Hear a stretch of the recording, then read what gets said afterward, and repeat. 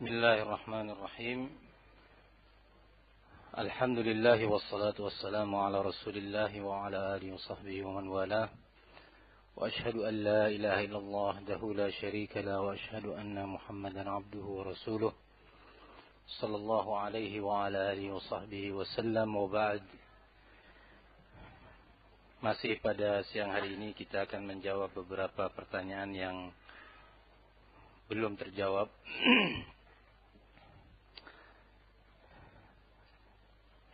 Namun sebelum itu saya akan mengedepankan sebuah pertanyaan yang dalam 2 hari terakhir ini banyak telepon yang masuk ataupun SMS yang dikirim terkait dengan berita bahwa Sudais, Imam Masjidil Haram Makki, melakukan salat gaib terhadap jenazah Gus Dur.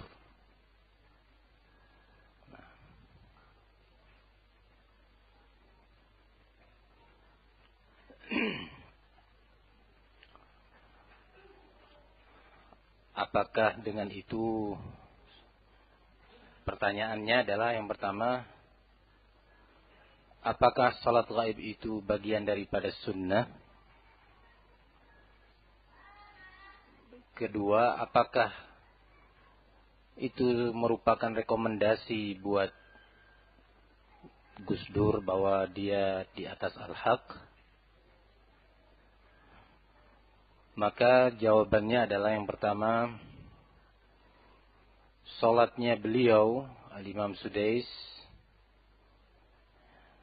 Anda katakan al-imam, yakni imam dalam solat, bukanlah rekomendasi terhadap orang tersebut, terhadap jenazah tersebut. Karena yang jelas pertama bahwa kesesatan orang ini sangatlah nampak bagi orang-orang yang memiliki akal jernih. Jangankan orang-orang yang memahami agama, memiliki akal jernih yang bebas dari kungkungan asabiyah madhab, atau asabiyah kelompok, atau asabiyah keluarga. Dia adalah orang yang dijuluki dengan bapak pluralisme. Pluralisme itu sebuah akidah kufur. Saya ulangi, pluralisme adalah sebuah akidah dan ideologi kufur. Sebuah akidah yang meyakini bahwa semua agama itu benar dan boleh bagi hamba Allah untuk beragama dengan agama-agama tersebut, memilih salah satu. Nah, julukannya sudah bapak pluralisme. Jenazahnya dihadiri oleh pendeta, biksu, ya, pendeta Katolik, Protestan, kemudian biksu, kemudian apalagi dari Hindu, ya. Nah, orang-orang Konghucu. Nah, barakallahu fikum.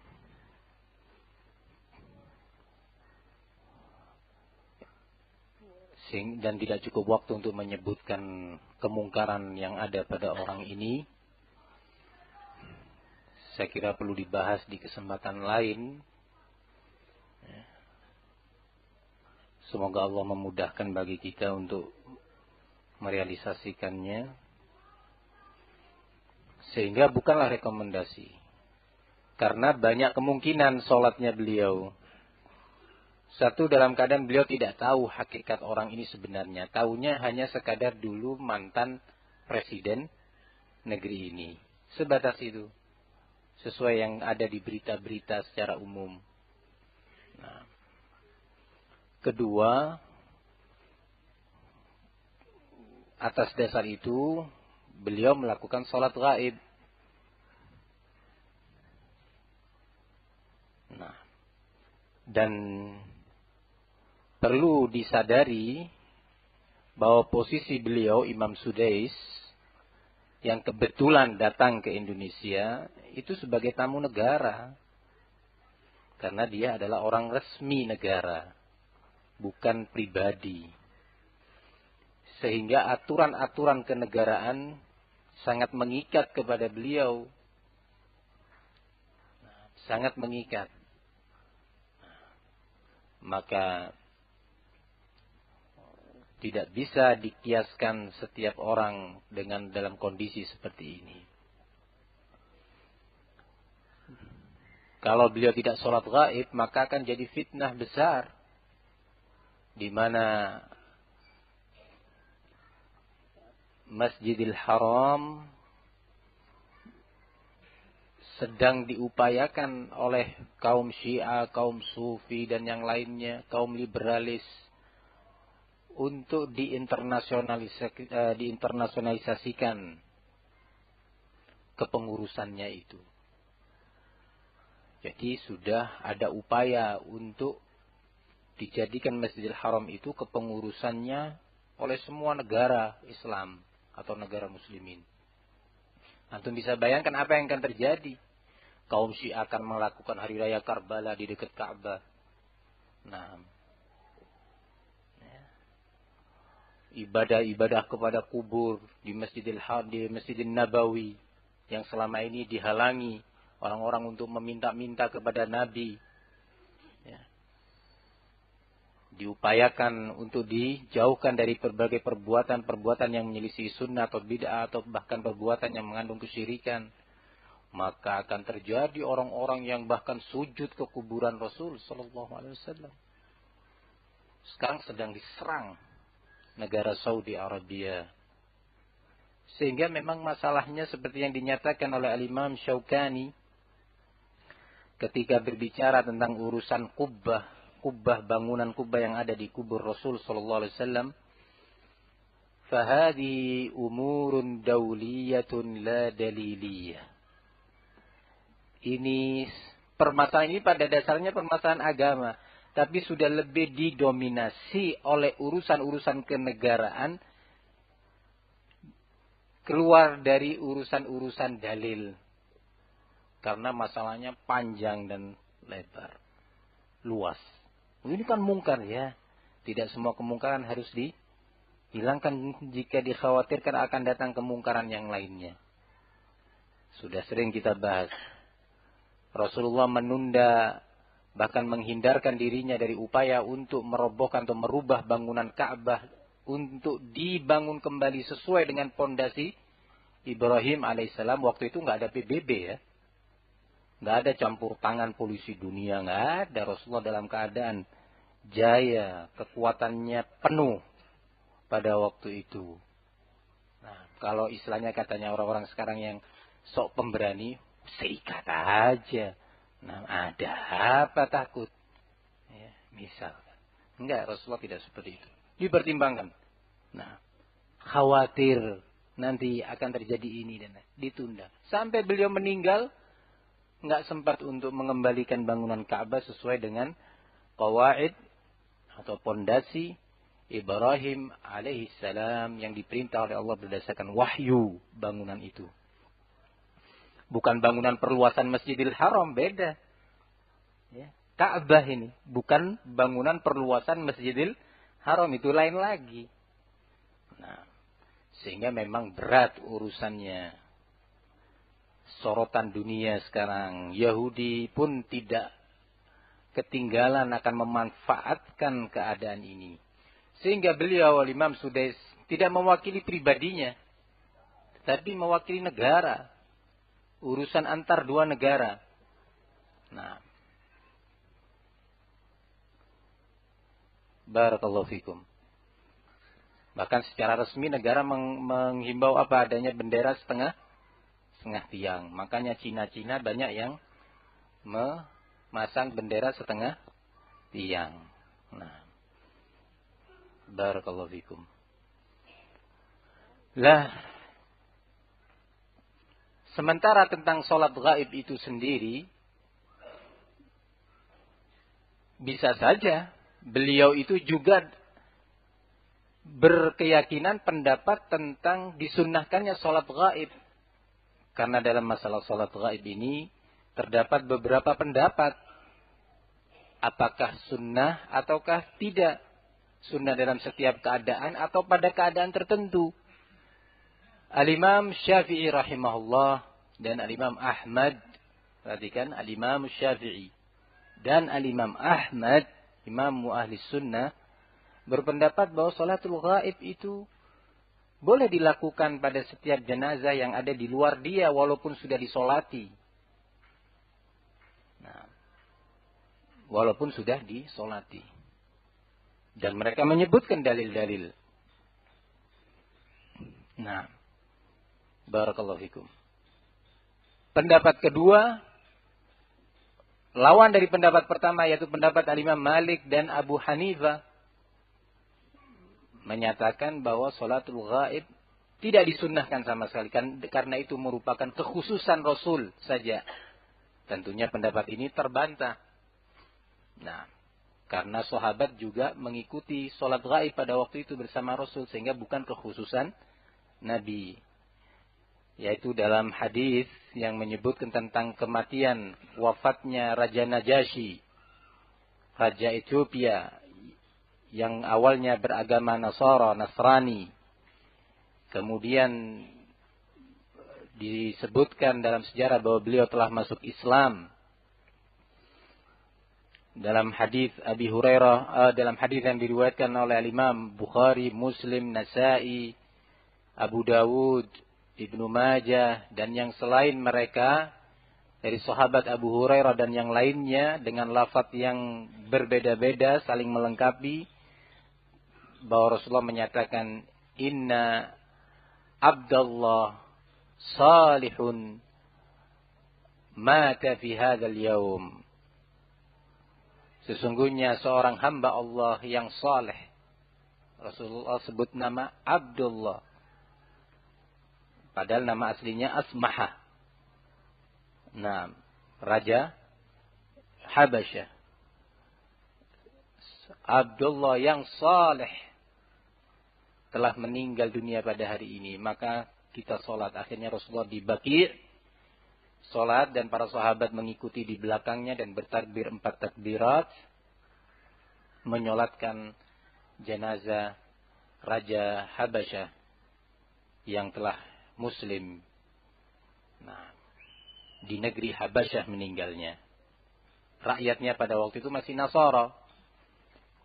Di antara bukti keimanan beliau, di antara bukti keislaman Raja Habasyah adalah hadis yang diriwayatkan oleh Imam Abu Dawud rahimahullah. Wallahi la ashhadu innahu Rasulullah. Demi Allah aku bersaksi bahwa Muhammad itu adalah Rasul Allah. Wa innahu alladhi basyara bihi Isa bin Maryam. Dan sungguh aku bersaksi bahwasanya Muhammad itulah orang yang telah diberitakan dalam kabar gembira yang disampaikan oleh Isa bin Maryam. Dia telah mengucapkan Isa bin Maryam, bukan Isa ibnullah. Nah, sebagaimana akidahnya Nasara dinyatakan Isa bin Maryam. Laula ma ana fihi minal mulki la ataituhu wala ahmilu na'laihi. Kalau seandainya bukan karena kekuasaanku ini yang menghalangiku untuk pergi, niscaya aku akan datangi Muhammad Rasulullah dan aku akan bawa kedua sendalnya atau kedua terompanya itu.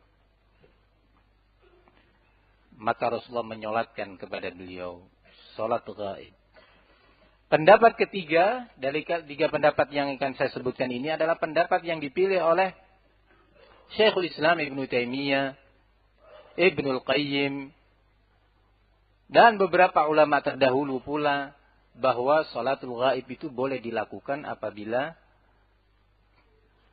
jenazah tersebut meninggal di negeri kafir yang rakyatnya kufar dan tak seorang pun menyolatkan terhadap jenazah tersebut. maka di situ baru berlaku apa? Salat gaib. Kalau kita punya kawan meninggal di negeri kufar, di Cina misalkan, sedang berdagang, sana meninggal, nggak ada berita seorang pun yang menyolatkannya, maka disunnahkan untuk salat gaib. Pendapat ketiga ini adalah pendapat barakallahu fikum al-lajnah daimah Syekh Ibnu Utsaimin, Syekh Al-Fauzan, Syekh Al-Albani. Nah, terlepas dari mana pendapat yang benar, walaupun saya lebih meyakini pendapat yang terakhir yang benar atau yang lebih benar, tetapi di situ ada mazhab al-Imam Syafi'i, al-Imam Ahmad, rahimahumullah, imam besar, dua imam besar, imam Ahlus Sunnah. Mungkin saja Imam Sudais berpendapat dengan pendapat al-Imam Syafi'i dan Imam Ahmad, mungkin. Atau kemungkinan kedua, beliau berpendapat dengan pendapat ketiga, tetapi karena mazhab di negeri ini dan dalam rangka untuk menghindarkan adanya mafsadah, beliau melakukan salat gaib. Mazhab negeri, mazhab Syafi'i. Nah, sehingga barakallahu fikum tidak bisa difahami bahwa itu sebagai rekomendasi. Loh, tapi gimana kok dia bisa sholat kepada jenazahnya orang yang seperti ini? Ya, beliau manusia yang tidak tahu perkara yang gaib. Nah, bisa saja berita tentang orang ini selengkapnya tidak sampai kepada beliau. Sehingga tidak perlu dijadikan itu sebagai polemik. Barakallahu fikum. Ada yang perlu ditanyakan terkait dengan pertanyaan ini sebelum menjawab pertanyaan berikutnya? Nah, pertanyaan berikutnya,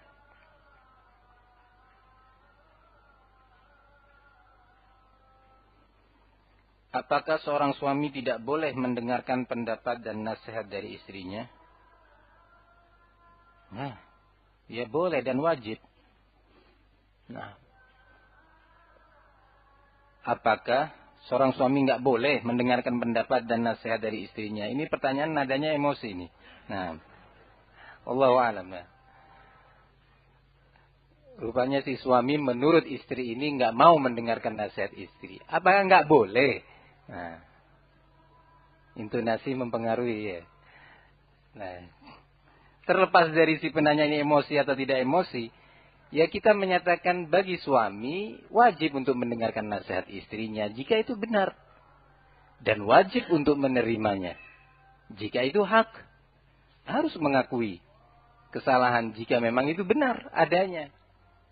Nah, barakallahu fikum.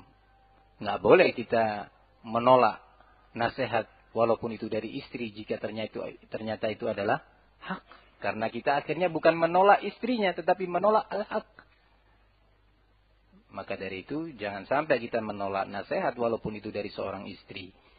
Namun yang penting untuk diingatkan, nah, biasanya nih pulang bawa oleh-oleh nanti. Nah itu, dengar nggak tadi? Nah, Ustaz sudah bilang. Makanya kalau dinasihat itu dengar.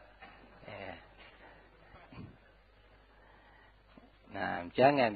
Jawaban jangan dijadikan sebagai bahan kulaan untuk pulang ya. Jadi ke majelis itu kulaan hujah. Tahu kulaan hujah? Nah, jangan. Tapi jadikan karena ingin bertakwa kepada Allah. Anti sebagai istri, boleh memberi nasihat kepada suami. Tetapi, jalani upaya nasihat itu dengan adab-adab syar'i. Nah, jangan mendelik kepada suami. Nah, jangan berkata keras. Suami kalau nasihatin saya mendelik kok juga. Nah, berarti anti kan ikut mazhabnya Raden Ajeng Kartini. Mau menyamakan, kan begitu. Habis gelap terbitlah terang.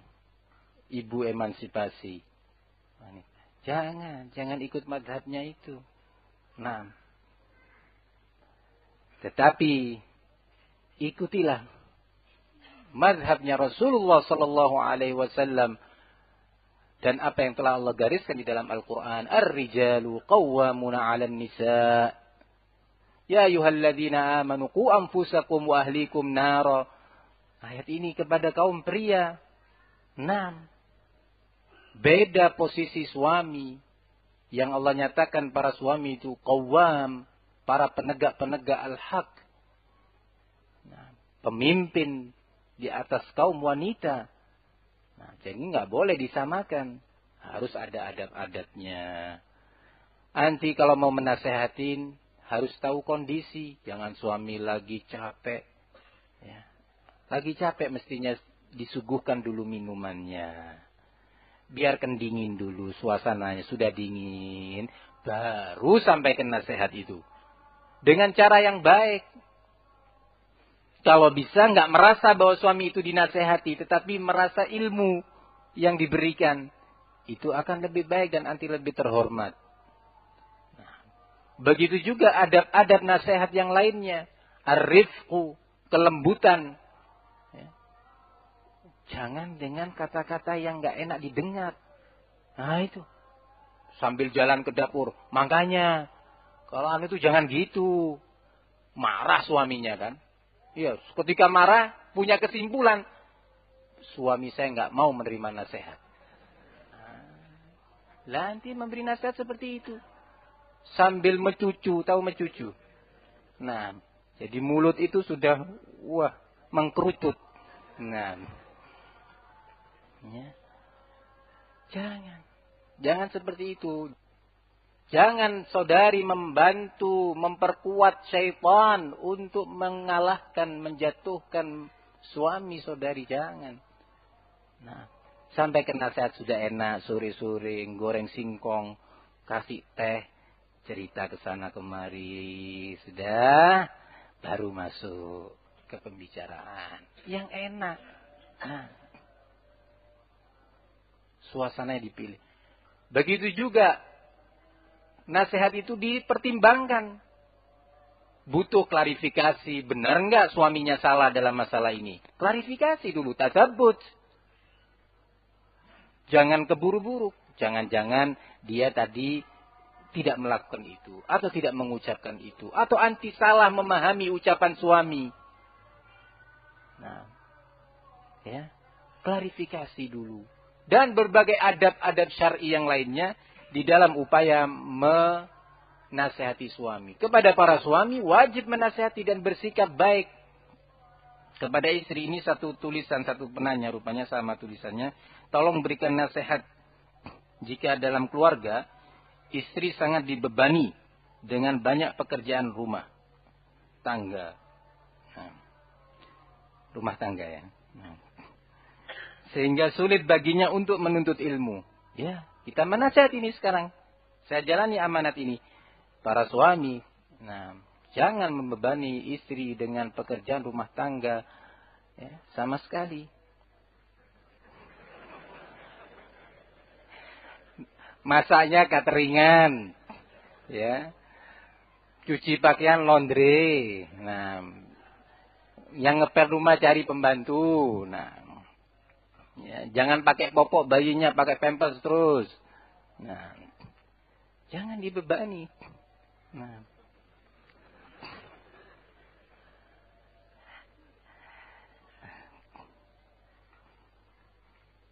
Emansipasi. Nah. Jadi barakallahu fikum, memang mazhab ini, mazhab Raden Ajeng Kartini ini memang luar biasa, sudah banyak menjangkit di wanita-wanita, bahkan bukan wanita umum, ya. Wanita-wanita yang sudah nampak memahami urusan syariat ini. Nah, ya tetap artinya pekerjaan rumah tangga itu adalah ibadah bagi anti. Tidak boleh dibebani di sini dalam tanda kutip. Kalau maksudnya mulai subuh sampai malam tidur terus dalam pekerjaan, mau sholat aja sulit, apalagi mau menuntut ilmu, maka nggak boleh yang seperti ini kepada para suami. Bertakwalah kepada Allah Subhanahu wa taala. Rasulullah sallallahu alaihi wasallam menyatakan, khairukum li ahli wa ana khairukum li ahli. Sebaik-baik kalian wahai kaum pria adalah orang yang paling baik sikapnya terhadap istrinya. Dan ketahuilah bahwasanya aku adalah kaum pria yang terbaik di dalam bersikap dengan istriku atau keluargaku. Nah, jika kita ingin jadi pria yang terbaik, ya, adalah jadilah kita suami yang terbaik dalam sikapnya terhadap istri. Nah, istausu bin nisa'i khaira. Berilah wasiat kepada kaum wanita itu, baik wanita itu ibunya atau saudaranya atau lebih dari itu, yang di bawah kekuasaan dia adalah istrinya, dengan nasihat-nasihat kebaikan. Termasuk nasihat kebaikan adalah berilah kesempatan untuk menuntut ilmu. Nah, beri kesempatan istri Anda untuk mondok.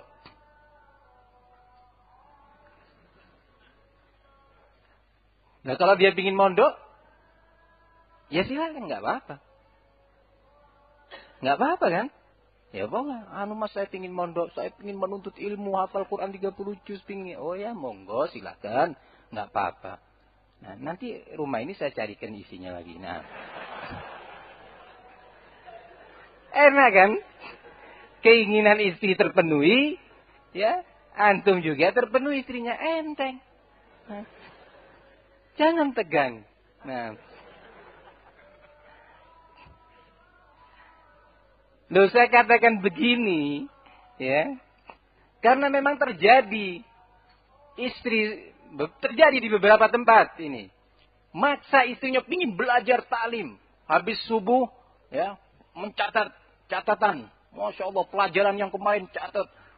Anaknya nangis, ngompol, biarkan nanti suaminya yang ribut. Gendong anaknya yang penuh ompol ini tadi. Nah, ya, Masya Allah. Ini kan penting mas, ini ilmu. Ya, bantu dong. Ya, ini ilmu, jangan menghalangi orang dari ilmu. Masya Allah. Dia nggak sadar bahwa ilmu ternyata itu dituntut bukan untuk dikantongi saja, tetapi ilmu itu dituntut untuk diamalkan. Ilmu itu dituntut tujuan utamanya untuk diamalkan. Lah kalau saudari sudah seperti itu, ilmu apa yang saudari dapatkan faidah dengannya sehingga takwa dan iman saudari bertambah? Sudah selesai. Sarapannya cateringan. Wah, sudah. Si suami repot nih, mau kerja, mau belajar juga dia, mau ini cari maisha. Nah, pulang ke rumah jam 9 istri nggak ada taklim. Pulang jam 10 mana istri taklim juga. Pulang habis zuhur capek sudah. Ya. Wah, Masya Allah kalau Ummu Fulan itu rajin taklimnya. Nah, ya rajin taklimnya. Tetapi dia tidak rajin memberikan khidmah kepada suami. Hancur dia.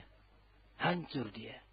Karena Rasulullah menyatakan bahwa suami itu adalah bagi saudari jannatuki wa naruki. Jannah saudari atau neraka saudari. Nah. La ifrat wa la tafrit. Jangan seperti itu. Ikhwani fiddin rahimani wa rahimakumullah.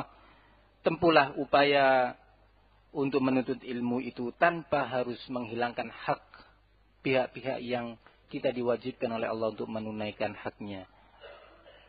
Nah, kita harus memberikan kulli dzi haqqin haqqahu, setiap pemilik hak itu kita tunaikan haknya, termasuk suami.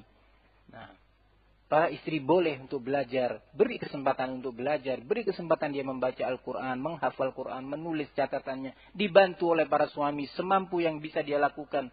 Tapi bukan berarti kemudian suami terbengkalai. Nah, jangan. Suami pergi ke masjid bawa bayi. Nah, bayi umur 2 tahun. Nah, dibawa. Karena di rumah istri sibuk. Masya Allah, istri sibuk di masjid. Para jamaah yang mau sholat juga sibuk. Sibuk mau sholat. Ya. Jangan. Upayakan bagaimana istri bisa tetap memegang anak. Perjuangan, itu jihad. Kalau anti ikhlas, mengharapkan ridha Allah, itu adalah jalan terbesar bagi anti untuk masuk jannah Allah. Nah, masih banyak nasihat untuk nisa. Yang lebih berhak untuk menasihat ini adalah Ustaz Hamzah, hafizahullah ta'ala. Nah, biar lebih marem.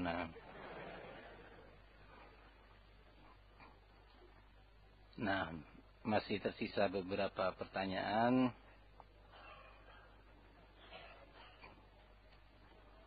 Masya Allah. Jawab satu lagi.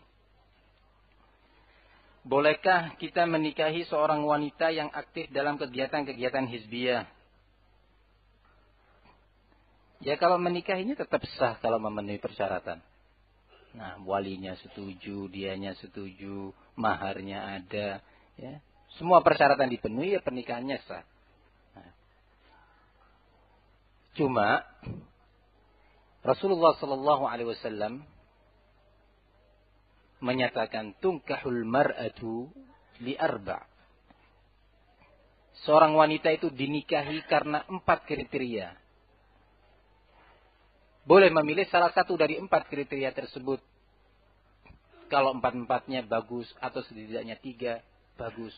Yang pertama, limaliha, karena hartanya. Yang kedua, lihasabiha, karena garis keturunannya yang baik, keturunan orang-orang baik. Yang ketiga, lijamaliha, karena kecantikannya. Yang keempat, lidiniha, fadfar bidatid dini.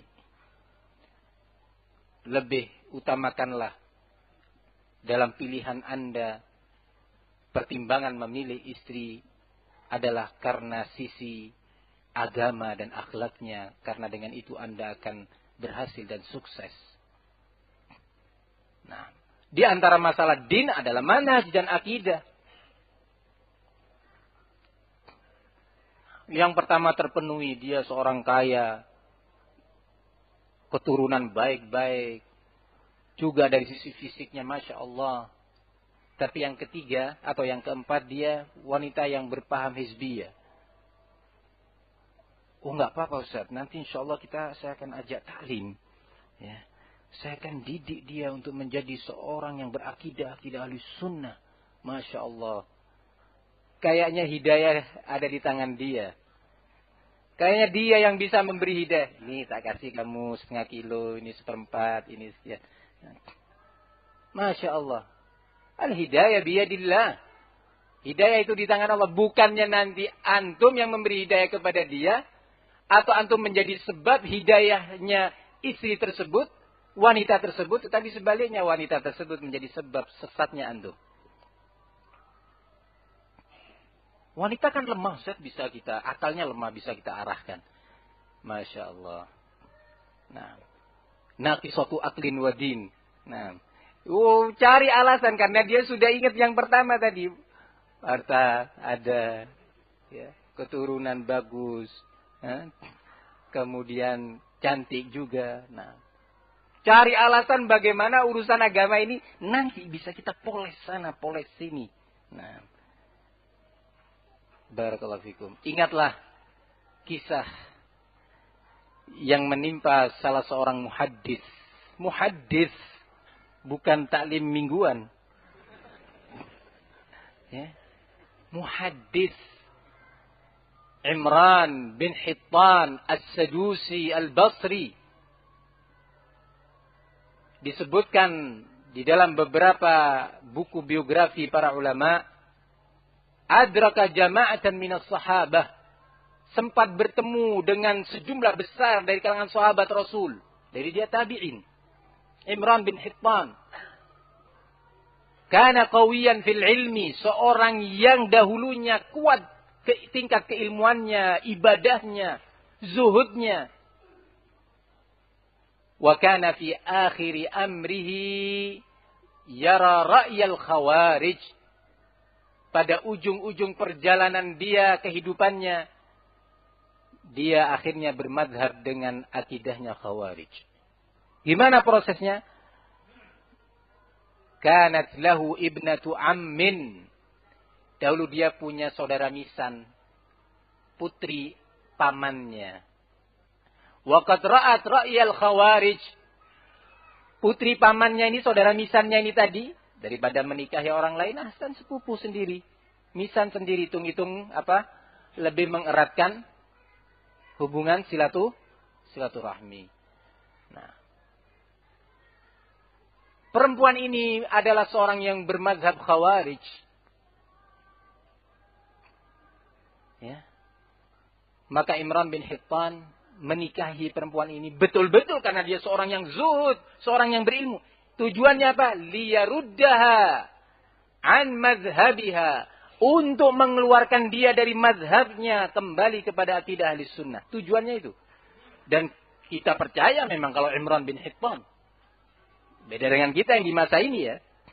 Nah, seorang yang zahid bertemu dengan sejumlah besar sahabat. Hidup di masa-masa yang mulia pada waktu itu.